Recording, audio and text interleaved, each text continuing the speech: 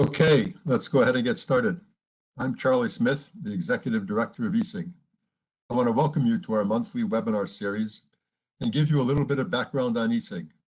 For those of you not familiar with eSig, we're a membership-based nonprofit organization providing our members with objective information, resources, and networking opportunities in support of renewable energy and energy systems integration decisions. We do this through workshops, tutorials, webinars, blogs, working group and task force activities, and producing technical resource materials. I also serve in a leadership role with the Global Power System Transformation Consortium, or GPST, whose mission is to bring together key actors to catalyze a rapid, clean energy transition at unprecedented scope and speed. eSig leads one of the 5 pillars which deals with the research agenda for the system operators. More information on the GPST can be found at globalpst.org. We're quite busy in spite of the COVID, having just finished up our forecasting and markets workshop in June and preparing for our fall technical workshop in October. Our workshops and monthly webinars are open to everyone, so please feel free to register anytime on the eSig website. If you're new to eSig, I strongly encourage you to follow up with us if you like what you hear, and I think you'll be pleasantly surprised. You can find us on the web at esig.energy, as well as on LinkedIn, Facebook, and Twitter. Okay, just a few logistical matters before we get started. First of all, phones will be muted for the duration of the webinar to avoid unnecessary distractions. For the Q&A, we have moved to the Slido platform, and we're asking you to ask your questions through Slido at slido.com. You'll not be able to ask your questions through WebEx, so go to slido.com and enter eSig18 as the event code. The instructions are also at the bottom of the screen. You'll see a thumbs up button next to the questions to allow you to cast a vote to help prioritize the questions submitted. We plan to save 10 or 15 minutes for Q&A at the end and then wrap it up at the top of the hour. An email with a link will be provided once the video file has been posted. We also plan to provide short responses to unanswered questions after the webinar, so please don't be afraid to ask your questions through Slido. Okay, so today's topic will be on the market value and bulk power impacts of U.S. solar through 2019. This topic is a perennial favorite, and after the presentation, I think you'll know why. The webinar will feature Andrew Mills and Yo Seal of Lawrence Berkeley National Lab. Both Andrew and Yo are familiar faces to many of you and have been working in the renewable energy space for quite a while. They are well-known figures nationally and will cover a recent study they did, which has been getting a lot of attention around the country. It covers the historical contribution of solar PV power plants deployed in the U.S. to reliability, trends in market value, and impacts on the bulk power system through the end of 2019 with preliminary data for 2020. I feel very fortunate to have Andrew and Yo here with us today. For some reason, I haven't been checking on common connections on LinkedIn lately, as I have been in the habit of doing. So I went on last night to see how many common connections we have, and I found out that between Andrew and Yo, we have nearly 200 mutual connections. In addition, Andrew and Yo have both spent some time working on renewable in China, which gives us something else in common. They both have PhDs from UC Berkeley, and both are active participants in eSig. They're good friends and good friends of eSig, and it's a real pleasure having them here with us today. The webinar will look specifically at the growth in solar generation and associated market penetration, as well as solar's contributions to resource adequacy, market value decline with growing solar penetration, and overall competitiveness relative to solar PPA prices and LCOE estimates. In addition, it will highlight the implications of solar growth for wholesale price patterns, ancillary service requirements, changes to net load ramps, and overall demand for increased flexibility. Just a short reminder once again to use Slido at slido.com with the event code of eSig18 to ask your questions. Okay, without any further ado, let's go ahead and get started. Andrew, I'll now turn it over to you. Thanks for the warm introduction, Charlie, and also thanks to Ryan for helping to provide the opportunity to share this work today. In addition to Yo and myself, you'll see that on this slide the full list of authors from the Berkeley lab here. And this is going to be similar to a webinar that we gave on this report when it first came out in February of this year. But as Charlie mentioned, today we'll present updated slides that include some of the preliminary data through 2020. Note, while some of this 2019 data won't change, the 2020 data may be adjusted as we finalize this analysis. The purpose of this report is to assess trends in the market value and grid impacts of deployed solar based on what's been observed so far. So we're not trying to assess future impacts. Rather, the goal is to provide a foundational anchoring point for forward-looking assessments. So this report addresses the question of what have we seen so far, so that it might inform expectations with continued solar deployment, and it can help identify priority issues for mitigation. We see the primary audience for this as the solar industry, grid planners, utility regulators, policymakers, researchers, and R&D managers. The focus of the report is primarily the 7 organized wholesale markets in the US. It also includes a more limited assessment of solar in 10 additional non-ISO utilities that all have growing solar across the United States. The approach that we used is to start by defining the full universe of all deployed solar based off of 2 different sources. We have first plants that are covered in EIA's Form 860, which are generally larger than 1 megawatt. And for our purposes, we're going to call these utility scale PV. You also have aggregate PV installations in EIA 861, which we're going to call distributed PV. So together, these are going to include both in front of and behind the meter PV. What we do is we then use historical weather data from NREL's system advisor model to create plant level hourly profiles from these individual PV plants. We also use the plant's reported monthly generation level and then ISO reported aggregate solar profiles to try to do a debiasing of these individual model profiles. And then for distributed PV, we use, again, SAM and historical weather data to generate county level aggregate profiles. This figure here in the middle just shows an example of some of those individual profiles that we aggregate up to the system level. So next, we're going to use these hourly profiles to assess 3 primary topics. First, there's going to be the reliability contribution of solar, which primarily is based off of the ISO's definitions of the capacity credit. Then we're going to look at the market value of solar based primarily on its capacity and energy value. And then we'll look at impacts to the bulk power system, including the impacts on the net load shape and the need for increased flexibility. So beginning with this inventory of deployed solar, it's clear that the California ISO has by far the largest amount of deployed solar, and that solar makes up the greatest share of the annual load in California compared to any other region. In 2020, more than 20% of the annual load was met by solar in California. We also saw that in the California ISO system, about 3.3% of the solar was curtailed, which we're reporting here in the orange bars on the top right-hand chart. ERCOT is the only other region that reports solar curtailment data. And on a percentage basis, ERCOT solar curtailment of 6% exceeded that of what we saw in California ISO. When we dug into this a little further in 2019, we saw that ERCOT's curtailment was primarily due to local transmission congestion, while about 1/3 of the solar curtailment in CAISO was due to more system-wide oversupply issues. Now, across these ISOs, PJM has the next highest capacity of solar, though because of the large size of the system, solar met less than 2% of the annual load in PJM. So if we look across the other organized wholesale market regions, ISO New England had the second highest solar penetration at just over 5%. And then three of the 10 selected non-ISO utilities, all of them in the Southwest, had between about 11 and 12% energy penetration in 2020. So now we're going to turn to this reliability contribution of solar with a focus on the capacity credit. The capacity credit reflects how much of the solar nameplate capacity grid planners count on towards meeting their resource adequacy targets. And here we're going to use the ISO rules or report values that are used by the ISOs without trying to assess the validity of their particular capacity accreditation methods.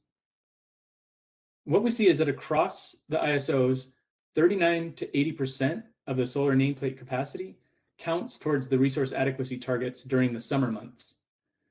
In general, this reflects the fact that summer peak load periods are often in the early afternoon when solar generation is strong, though it's still not at its full nameplate capacity.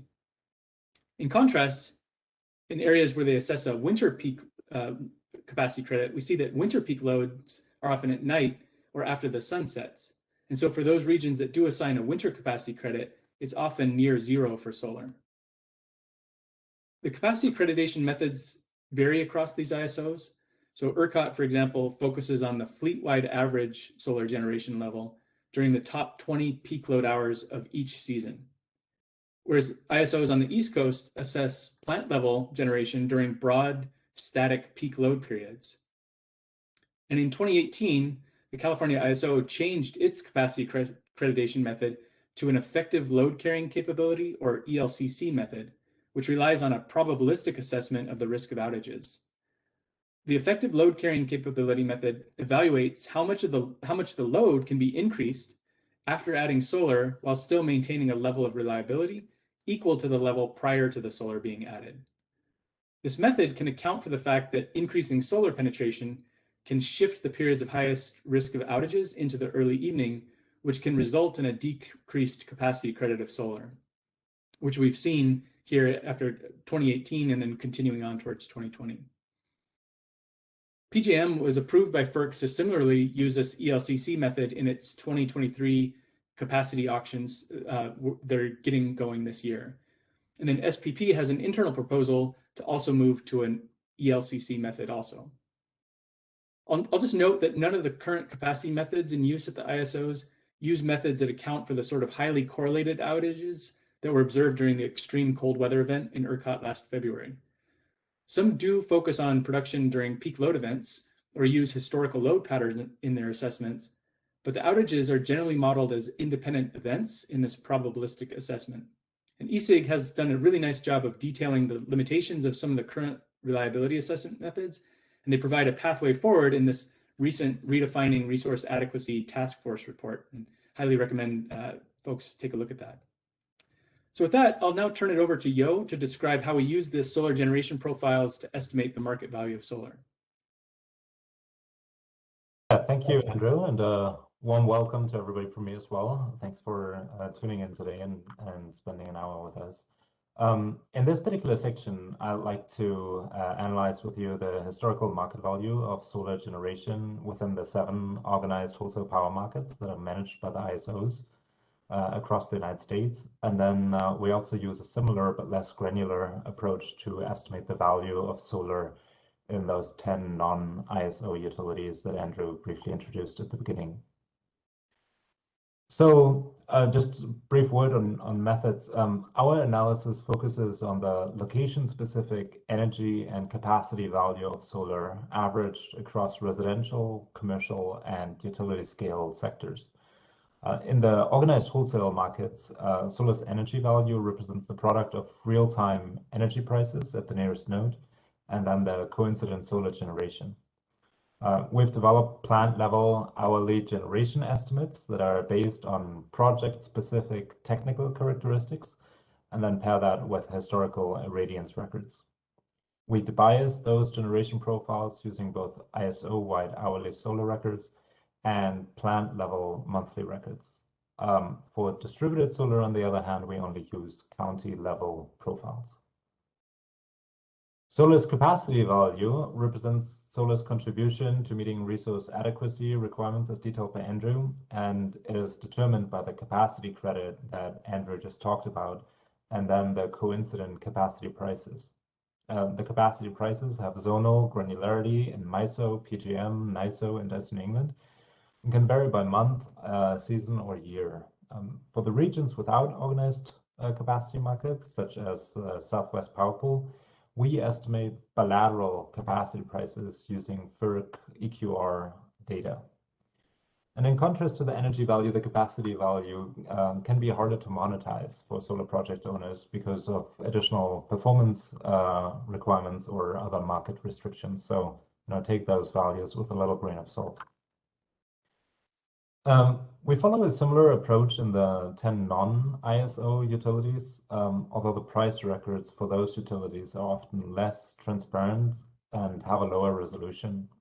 We use location-specific energy prices for utilities that participate in the Western energy imbalance market, or just a single energy price series for utilities that are not in that EIM market. Solar's total market value that we present here today is then simply just the sum of its energy and capacity value expressed on a pre-curtailment basis where curtailment data is available. So that's CAISO and ERCOT. We thus exclude other revenue streams that solar operators may have. For example, from providing ancillary services, getting renewable energy credits, savings from avoided transmission charges, or other externalities that are usually not included in wholesale prices, such as, for example, carbon mitigation value.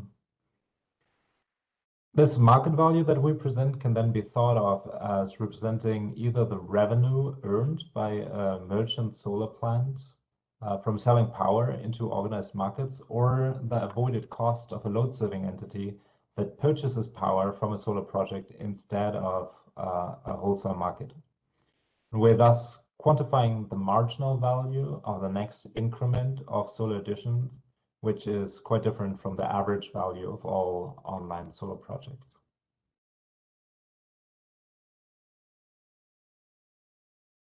The market value of solar varies by region and by year, and non-surprisingly, it's largely driven by changes in the average energy and capacity prices. I will focus first on the top graph here that represents the 7 ISO markets. The energy value is depicted here in blue, and it is the dominant value component in most regions. From 2012 through 2020, the annual energy value for solar ranged from $20 to $70 per megawatt hour, and generally varied over time in concert with those wholesale energy prices. For example, electricity prices have fallen since 2014, though 2018 brought a moderate value boost as electricity prices rose again temporarily. And you can see that here in the graph quite well as well. The main driver of those wholesale price declines since 2014 were, of course, the decreasing natural gas prices, but other secondary changes in the generation mix, other fuel prices, and even solar deployment itself contributed to that overall price decline. The capacity value is shown in red in this graph, and to facilitate the comparison with the energy value, we also denominate that capacity value in dollar per megawatt hour terms by essentially just spreading the capacity revenue over annual pre-curtailment generation. Solar's capacity value has quite a broad range between regions, so in about $2 per megawatt hour in MISO, while we estimate about $26 in Southwest Power Pool in 2020, but also quite a big range over the years within a region. So in CAISO, in 2013, it had $20 per megawatt hour, but then declined to only $4 per megawatt hour in 2020. Because ERCOT is an energy-only market with no formal capacity prices, we don't show any capacity value at all for solar for Texas. In nearly all regions and years, solar's energy value is larger than its capacity value, often by a factor of 2.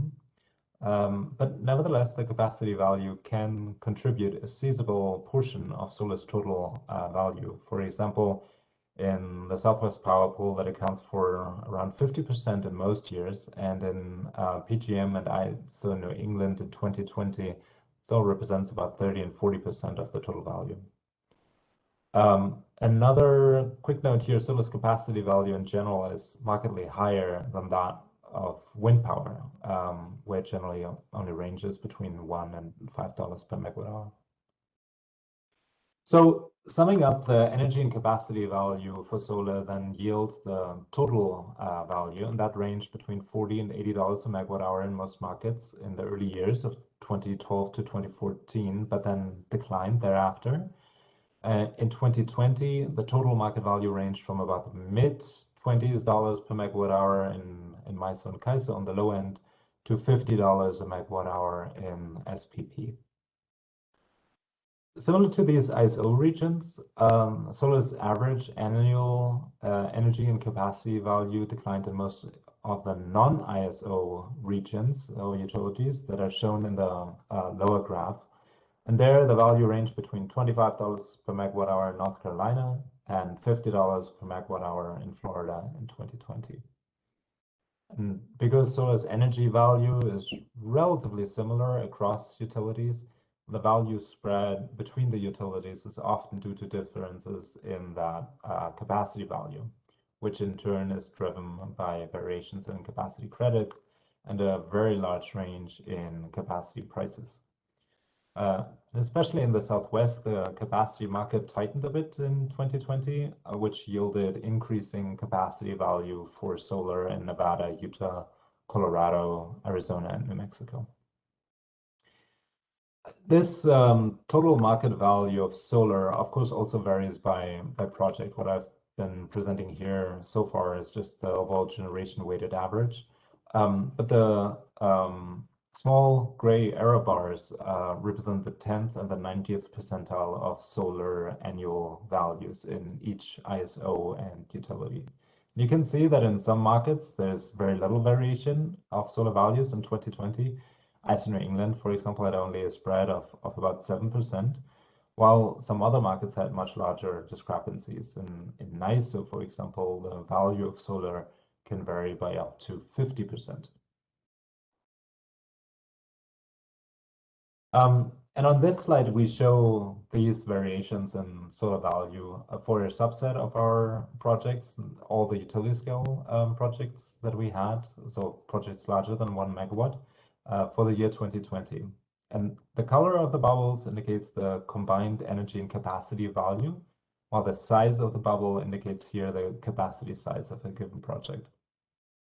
You can see again how the value varies between regions. So again, low in CAISO and MISO and higher in SPP and FPL in Florida, but also within regions.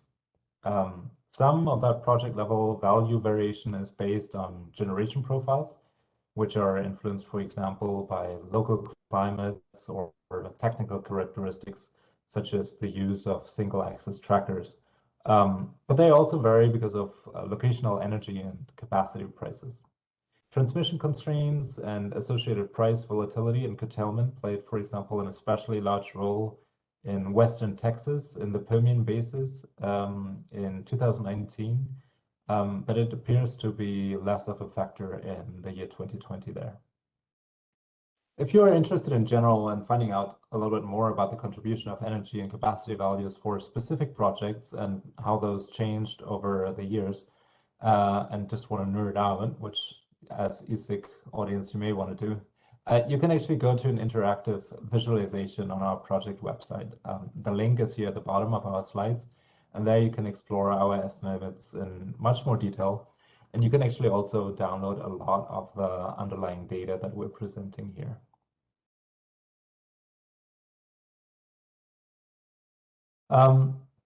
To provide a sense of whether solar provided an above or below average value relative to other market participants, one can compare solar's annual value with the annual average wholesale energy and capacity prices across all generator and load nodes in a particular ISO.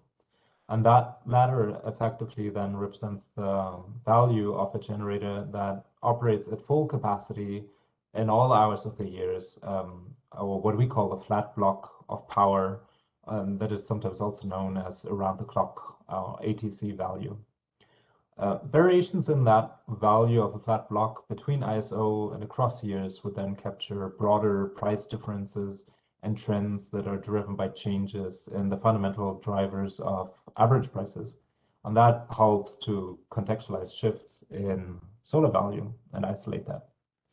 So if we divide solar's value by that value of a flat block of power, the result is a convenient metric that we call solar's value factor. and it indicates whether solar is above or below average market value, so above or below 100%. And by expressing value on a relative basis, the value factor normalizes changes in value that are due to broader trends, such as fuel and capacity prices or load growth dynamics. And it focuses on the degree to which solar's diurnal and seasonal generation profiles align with times of high wholesale power prices. And this metric is therefore useful to explain solar valuation trends over time and to analyze the effects of increasing solar market penetration.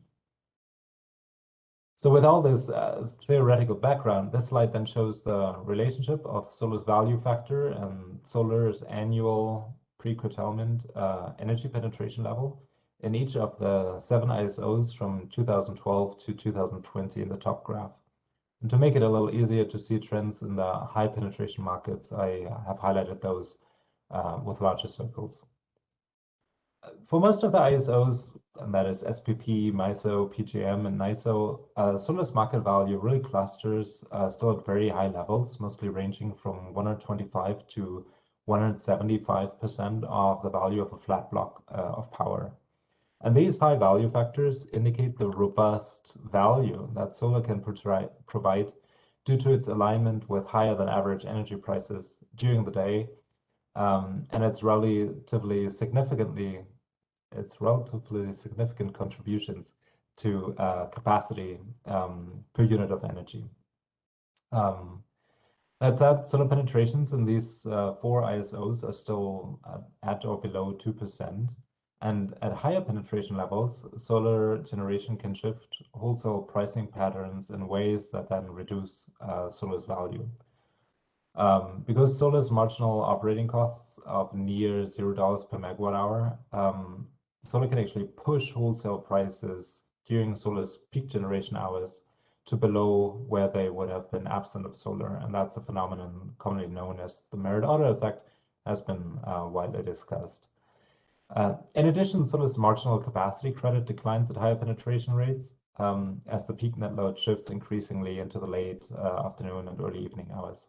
And as a result of that, solar's total market value can then decline at higher penetration levels.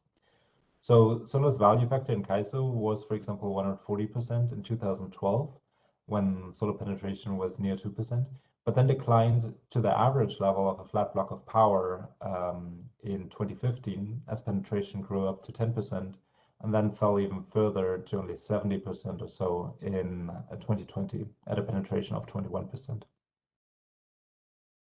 For most of the non-ISO utilities, shown again here at the bottom, solar's value factor in 2020 clustered between 125 and 150%, similar to many of these other low penetration ISOs. But there were some notable exceptions with higher than typical value factors, and that is Colorado with 175% and Florida with 165%. Arizona, Nevada, New Mexico, and Pacific Power East, on the other hand, had value factors under 100% once solar penetration exceeded 4%. And the value factor decline in the Southwest seems to be accelerated and happened at much lower penetration levels in comparison to what was the case a couple of years ago in CAISO. CAISO's value factor didn't really dip below 100% until after 10% penetration, driven by a strong decline in energy value relative to average wholesale power prices back then. So this may be partly explained by differences between capacity credit calculation methods between those regions that either rely on peak load or peak net load contributions, but also by reduced energy values as the energy imbalance market in the West has spread some of solar's merit order effect effectively beyond the borders of CAISO already in recent years. But changes to the value factor are not always just a downward road. As 2020 saw some moderate increases in the value of solar relative to other generators in several high penetration markets. In New Mexico, solar lost, for example, less energy value and gained more capacity value relative to a flat block of power. And that then allowed it to increase its competitive position, so to speak, and its value factor jumped from 93% back up to 115%. in the year 2020. So to better understand the origin of this value difference between the solar generation profile and a flat block of power, we can differentiate between the effects of location, curtailment, and then ultimately profile. And again, we use the concept of a flat block of power as our starting point. That is shown here in the black numbers at the bottom of the graph. And there you can see how it varies by ISO. We'll then start by depicting the relative difference between a flat block of power at all price nodes in an ISOs, and then only those that are located close to a solar project, and that is shown here in gray. Overall, this locational effect is pretty limited, with the exception of ERCOT and Noniso.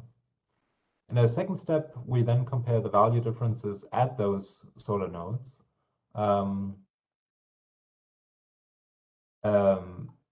That are driven by solar's generation profile, and that is shown in gold. And this effect is clearly dominant and can either be negative, as it's the case in CAISO, ERCOT, or ISO New England, or highly positive, as it's the case in PJM and SPP. And finally, we adjust solar's value downward for the reported curtailment in CAISO and ERCOT. That is shown in blue, and as you can see here, overall that effect is still pretty minimal, at least on a system-wide level.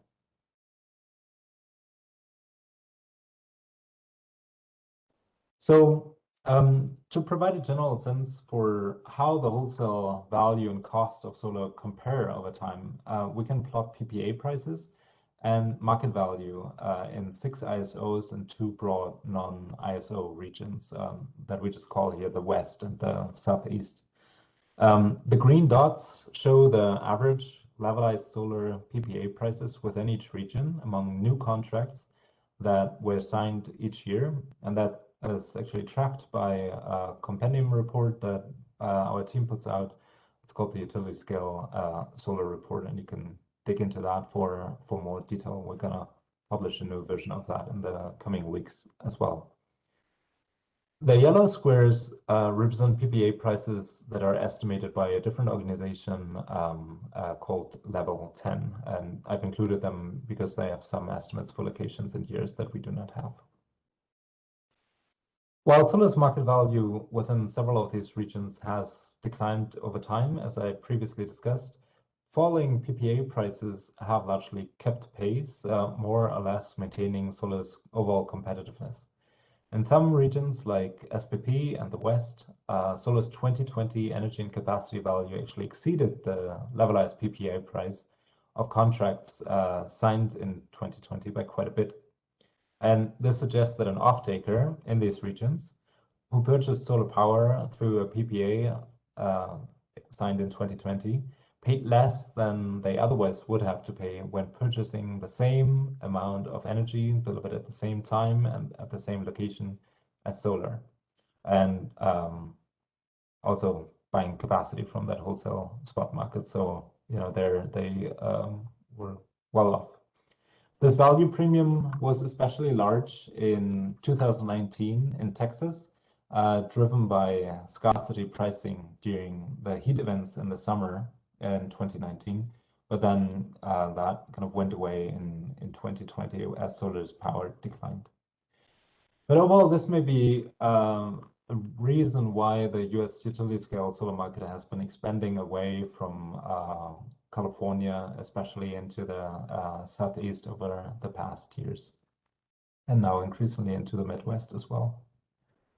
In 2020, the prices for newly signed PPAs have actually increased in several markets for the first time in a while. Whether this trend continues and whether it will pose a problem in an environment in which solar increasingly influences wholesale markets more decisively, I think still remains to be seen.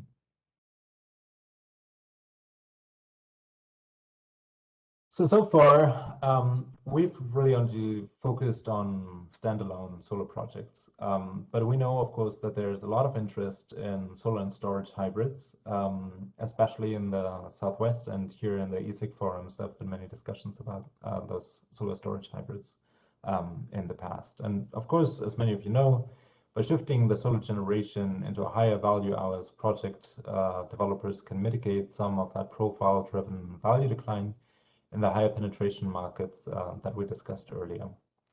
But estimating the wholesale market value premium of such hybrids is really challenging, as one has to make multiple assumptions about how those storage assets are actually dispatched and what the strategies are behind that. We identified about 40 solar and storage hybrid projects that are larger than 1 megawatt AC that were operational for most of the year 2020 in our analysis regions, and reached out to owners and interviewed many of them. We learned that most combine several distinct revenue streams to form an overarching operational strategy, or what we call business models here. And these business models are quite diverse and range from a merchant plant, often in Texas, that closely follows wholesale market signals on the one end, to large energy users of energy on the other end, that try to merely offset costs associated with highly regulated utility tariffs or prevent blackout impacts. But that otherwise rarely respond to wholesale market events. And in between these two extremes fall other business models that either follow certain peak load pricing schedules to reduce their apparent load and then associate costs, or rules of special PV and storage incentive programs, such as, for example, Massachusetts SMART program. Owners of about a dozen solar storage hybrid projects in ISO New England, ERCOT, and CAISO shared then with us solar generation and storage profiles with at least hourly resolution for the entirety of 2020.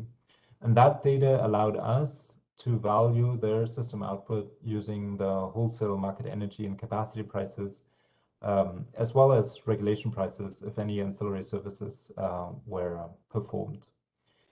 And we distinguish on this slide between the wholesale market value of the solar generation profile alone, and that is shown here in those clustered bars on the left, and then the combined solar and storage hybrid profile on the right of those clustered bars. The overall value gain depends, of course, on the sizing of the storage unit relative to the overall solar system and the choices of how you dispatch the battery. The market value premium of storage among our sample of 11 projects ranged between $1 and $15 per megawatt hour, and was often driven either by a boost in capacity value that is shown here in red, or additional unlocked ancillary service value that is shown in green, but less so by an increase in the energy value. These value gains are often about $5 a megawatt hour less or so than what one may expect if these projects were optimized for wholesale energy prices alone, and if they had perfect foresight into energy price dynamics there. Now, it's important to reiterate that most of these project owners followed dispatch signals that differ from the wholesale market signals, and that they targeted additional revenue streams, such as transmission charge offsets or additional incentive payments. And based on our discussions with project owners in ISO New England, we believe that some load-serving entities can realize storage value premiums of up to $100 per megawatt hour, while certain other incentive program participants can benefit with more than $30 per megawatt hour of additional revenue from a storage addition. In both cases, then, the total solar and storage value can approach up to $150 a megawatt hour, about 5 times as much as the average solar standalone wholesale market value in ISO New England that I showed earlier. And such large benefits of the solar and storage projects may, of course, explain the very strong interest in hybrid systems that we see in many interconnection queues around the country. And I think they also serve as a reminder to electricity market modelers that these new resources may behave differently than predicted by standard wholesale market price signals alone, as they hunt for additional value streams outside of the core electricity and capacity markets. And with that, I think I want to hand it over again to Andrew. Okay, so now for the remaining section of this report, we're going to start examining the impacts of solar on the bulk power system. And because these impacts are evident in California ISO, but not yet really evident in other ISO regions, most of the results from this section will focus on the CAISO. And we're going to examine changes to the net load, shifts to pricing patterns, and assess evidence that the need for flexible resources is growing with this increasing deployment of solar. So to begin with, we see obvious impacts of solar on the shape of the net load, which is shown here in the top, creating the classic duck curve shape in the spring, but also impacting the shape of the net load in other seasons too. The duck curve is characterized by the low minimum net load in the middle of the day at the belly of the duck, and increasing net load ramps in the early evening at the neck of the duck. This top chart can also help to understand the decreasing capacity credit for solar. Solar reduces peak load in the middle of the summer days, but the period of highest net load and the potential for risk of shortages has shifted into the early evening after the sunset. And then, as evidence in the middle chart, solar's impact to the net load shape impacts the timing of high and low prices. The clearest impacts are the reduction in prices during the middle of the spring days and the shifting of high price periods in the summer to the early evening after sunset. In addition, we see evidence that growing procurement of regulation down ancillary services, along with the low energy prices in the middle of the day, can actually drive up the prices for this regulation down service, particularly in the spring. This increase in regulation prices signals growing challenges with meeting the sub-hourly variability during solar production hours. And these regulation reserves can come from flexible technologies that can respond quickly to signals from the grid operator. And so storage is increasingly providing these regulating reserves. And then the CalISO has also demonstrated the capability of wind or solar plants to provide these services, though there is a cost of added curtailment. We're starting to see some evidence of similar trends in the net load in the ISO New England, where the solar penetration is just above 5%, where you're just starting to see some of these sort of similar behavior kind of along the lines of this duck curve, but we don't yet see any similar trends in the other ISOs. Now, the belly of the duck, indicated again by these low minimum net load periods, demonstrates that solar is reducing the minimum net load below the level that would be seen without solar. So without solar, the minimum net load would occur at night. But with solar, the minimum net load is less than about 50% of what it would have otherwise been. And this low minimum net load level indicates a growing need for flexibility, as other resources need to be able to back down to lower levels in the middle of the day. And one indicator that we look at to see if this backing down is getting more difficult is to look for negative prices. Negative prices suggest that resources are unwilling to back down even if they're paid for it, or are willing to produce even if they have to pay for providing that power. And we see that negative prices did occur prior to the significant deployment of solar back in 2012 or so, but these results from California ISO show that nearly all of the negative prices that are occurring now in 2020 all occur during solar production hours. Across the other ISOs, we do see a shift to daytime negative prices in ERCOT that happened in 2020. And it's interesting, and it could be related to growing solar because that's now approaching about 3%, but that's not something that we've had a chance to dive into further to assess yet. We similarly see that negative prices are occurring during the day in SPP, but we know that solar in SPP is less than about 0.5% penetration. So this is unlikely necessarily related to solar, but it is of interest to solar producers.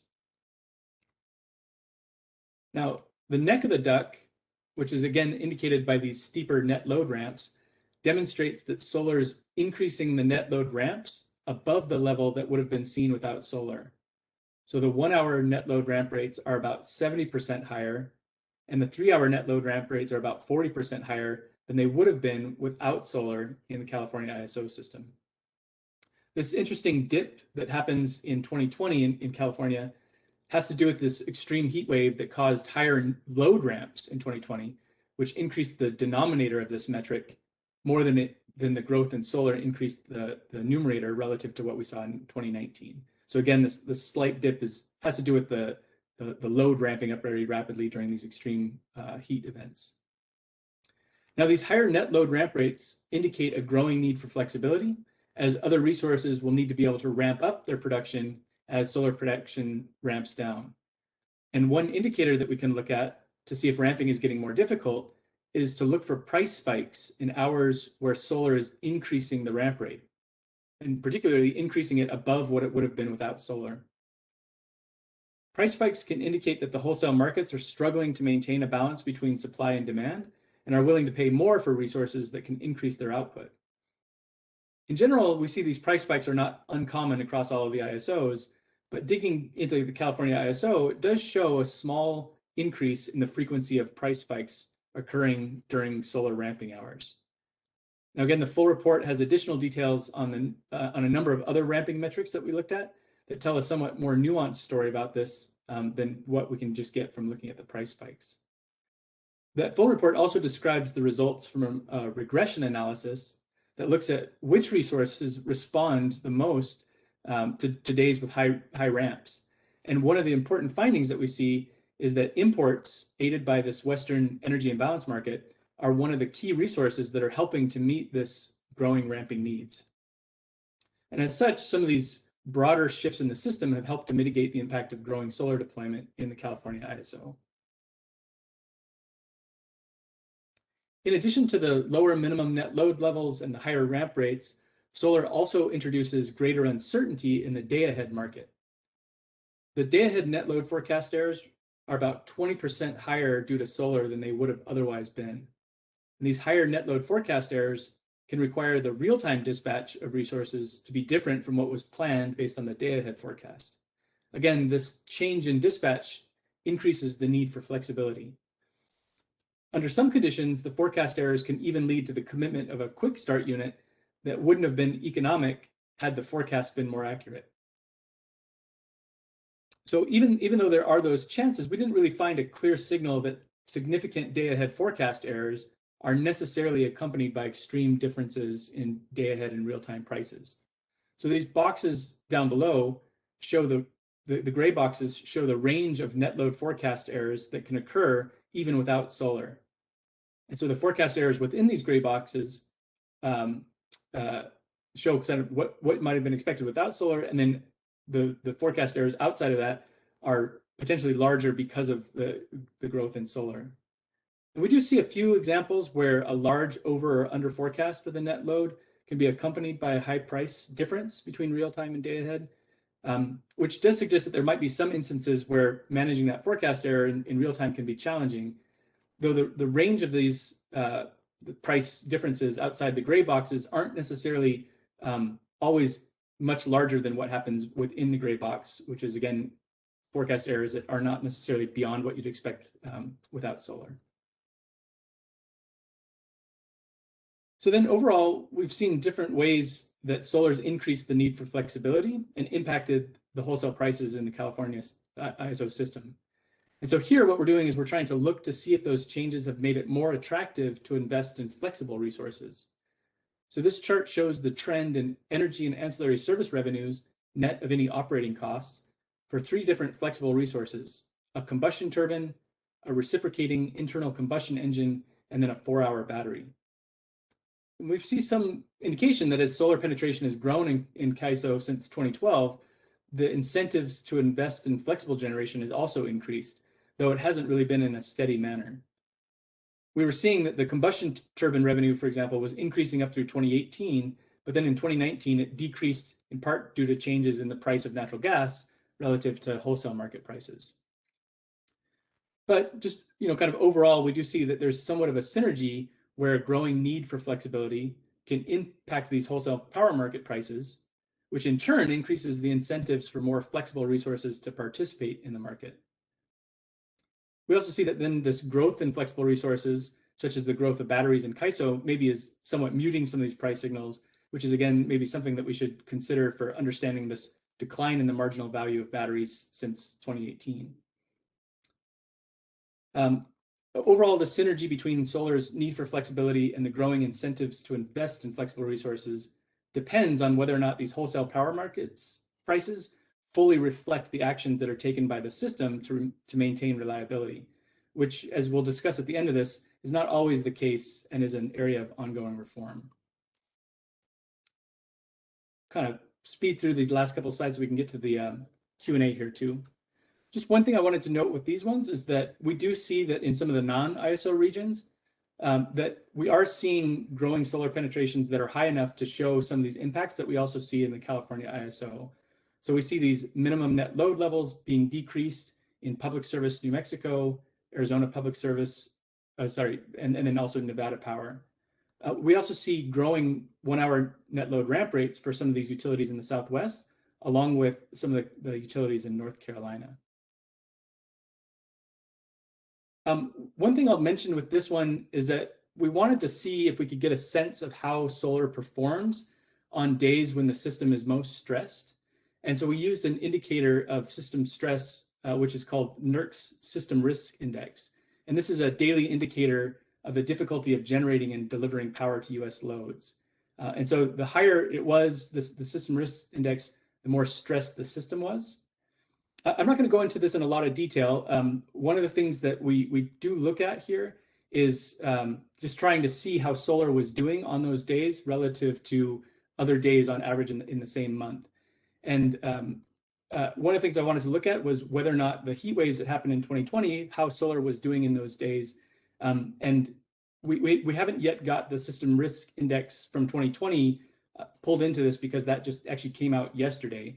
But one of the things that was surprising is that that event didn't actually end up being one of the highest System Risk Index days in recent years, and instead it ended up somewhat kind of lower in here.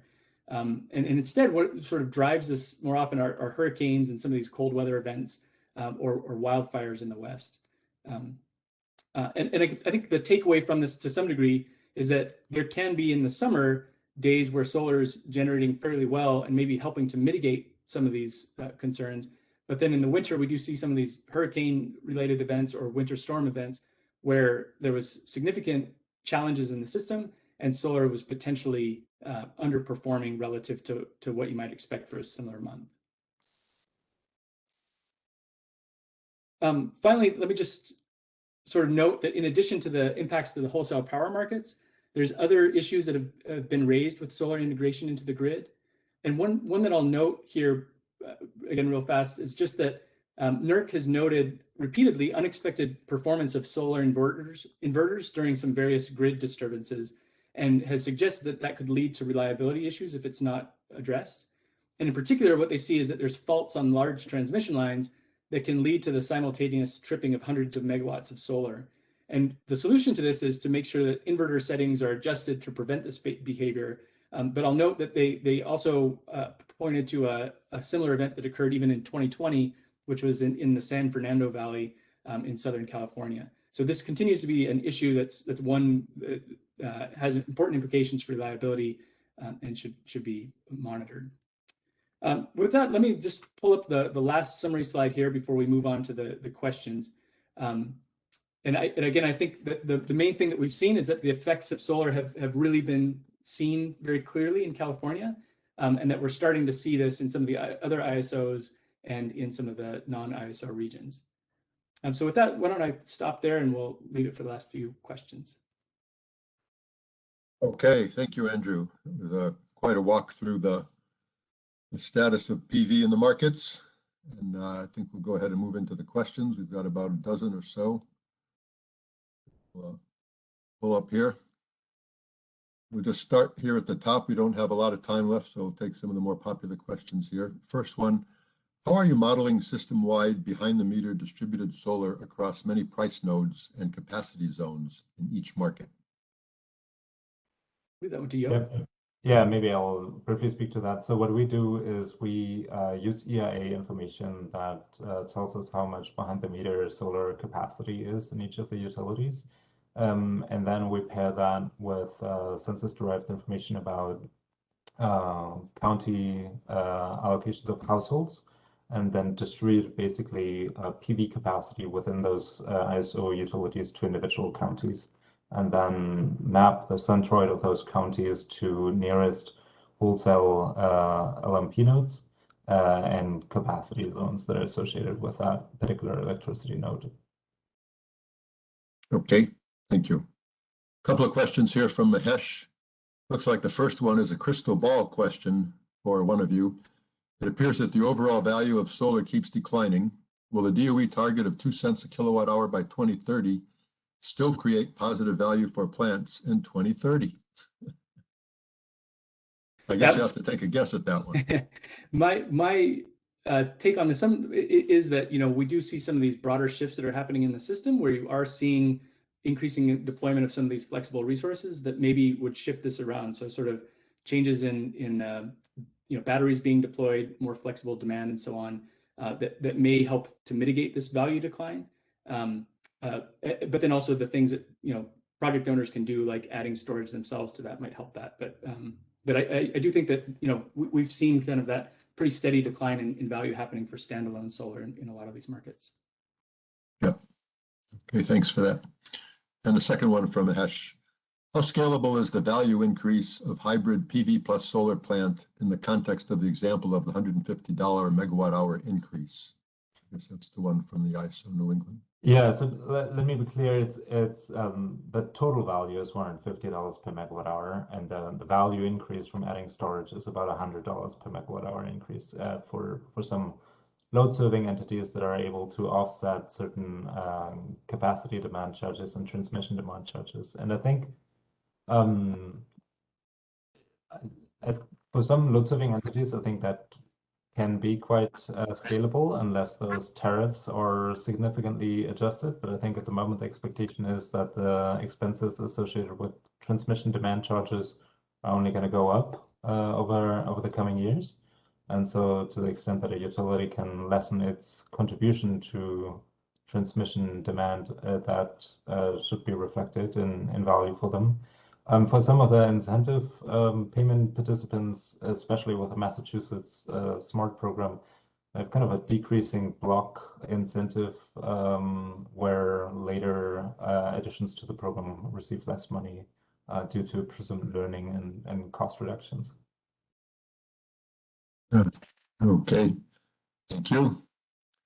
A question from Mike Hogan. Have you looked at what the increased demand for flexibility should be doing to energy prices if demand for energy plus reserves were fully reflected?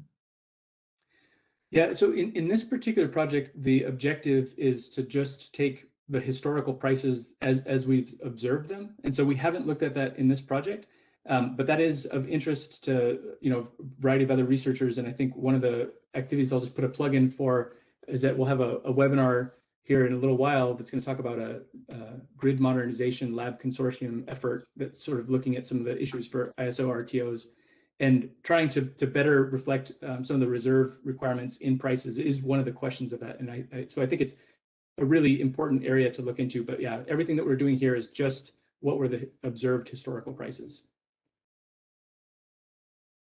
Skip a couple here, which I think are factual questions, which you can easily provide factual answers to, and go down a little bit to, can you tell if the market value of PV plus energy storage is greater than the market value of PV plus the market value of energy storage? I think you've looked at that maybe in some other work. Yeah, Andrew, I'm not sure whether you want to talk about that. A colleague of ours, Will Gorman, has published on this quite a bit, and you can find information on our homepage on that. I think like in general, there's nothing magic of combining PV and storage. In the end, it's just limiting, so to speak, the flexibility of the storage unit, especially if you are subject to ITC charging constraints. So overall, two separate storage and PV projects likely have a higher market value than solar standalone. I think we've had some good presentations from Will on that in the previous ESIG sessions also, and maybe in one coming up for further information besides what's on your website there. Okay, so we're about at the top of the hour. We're going to need to wrap it up. I want to thank Andrew and Yo for this really informative presentation, and I hope you all found something to take home. As I mentioned earlier, an email will go out once the video file has been posted, and we'll answer the questions we didn't get to and get them posted as quickly as possible. We appreciate your engagement and look forward to seeing you again soon at our next webinar on September 1st on research opportunities around the evolution of ISO RTO wholesale electricity markets. We hope you'll be able to join us once again for this or one of our future events. Further information on all of our webinars and meetings can be found on our website at esig.energy under events and in our newsletters and informational emails, and you're all invited to attend. Andrew, Yo, thank you once again for this very timely and informative webinar, and thank all of you for your interest. We look forward to seeing you again in the near future. And in the meantime, everyone, take care, stay safe, and thanks for your participation. See you soon. Thanks.